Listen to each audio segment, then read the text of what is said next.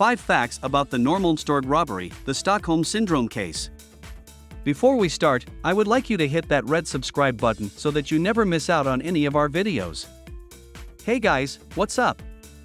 Welcome back to Crime Junkies. 5. In fear of the police. By the second day, it was becoming apparent that the hostages were starting to fear the police outside of the building more than their captors. That day, they allowed the police commissioner inside so that he could inspect the hostages' health, and he noticed that the captives appeared to be hostile to him. He later told the press that he doubted the gunman would hurt the hostages as they had seemed to form a bond. Another indication that something was amiss came the day after Olsen made a threatening phone call to the Prime Minister, Olof Palme, and took a stranglehold on Olgren, causing her to scream when he hung up. The next day, Enmark called the Prime Minister back from inside the bank and told him how disappointed she was with his attitude toward Olsen and asked if he would mind letting them all go free in the escape car. 4. It's a gas. On August 26, the authorities drilled a hole into the main vault of an apartment above. Officers were able to take a few pictures of the hostages and Olofsson when Olsen opened fire and threatened to kill the hostages if any gas attacks occurred. He then attached snare traps to the hostages' necks that he claimed would strangle them in the event of a gas attack. After running out of options and 6 days into their captivity, police drilled a hole in the vault where the hostages and their kidnappers were sleeping and pumped tear gas inside. Finally, after another hour and 130 hours total, the perpetrators surrendered. The police called for the hostages to come out first, but all 4 captives refused, wanting to protect their abductors. The convicts and hostages embraced, kissed, and shook hands as they were able to walk out of the vault. 3. No testimony. As the standoff came to an end, police and the public were left perplexed by the victims' concern for their 2 captors.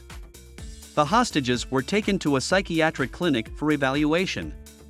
The physician, Lennart Ljunggren, described their condition as similar to victims in shock due to war and explained that the hostages became emotionally indebted to their abductors, not the police, for their lives being spared. The hostages continued to display admiration and friendship with their captors, especially Denmark. This caused a psychiatrist close to the case, Nils Bejerot, to coin the term Stockholm Syndrome to describe the hostages' behavior. While both Olsen and Olofsson were on trial, all 4 hostages refused to testify against them and even defended them to the media. However, both men were convicted. Olofsson claimed that he had not helped Olsen but had only tried to save the hostages. 2. An obsessed fan gets noticed.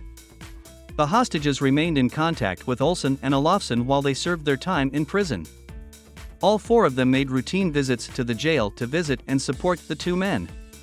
After Olofsson's release, he met with Enmark frequently, and their families even became friends.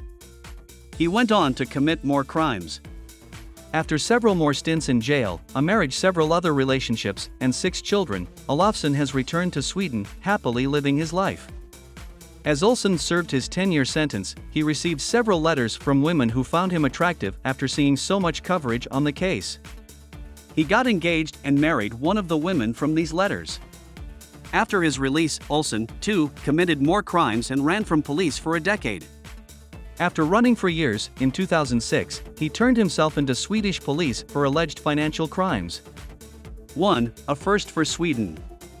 While the world watched the reoccurring Swedish TV broadcasts with interest in the Norrmalmstorg robbery and what was happening day by day, history was made as it was the first time on Swedish television that a live-action drama was produced using a current event. At the same time, King Gustav Adolf VI was in his dying hours at the royal palace. Still, the interest in the robbery outweighed the public's concern. The drama that was unfolding captivated people around the world, which also caused the public to flood police headquarters with phone calls. Citizens were calling police to suggest various ways to end the standoff, such as sending a swarm of bees into the vault or sending in inflatable dolls wearing police uniforms so that Olsen would fire at them and run out of bullets. This brings us to the end of our video. I hope you enjoyed it. Hit like if you did, and don't forget to subscribe to our channel so that you don't miss any of our videos in the future. Also, watch the 2 videos that are on your screen, because I'm sure you'll love them.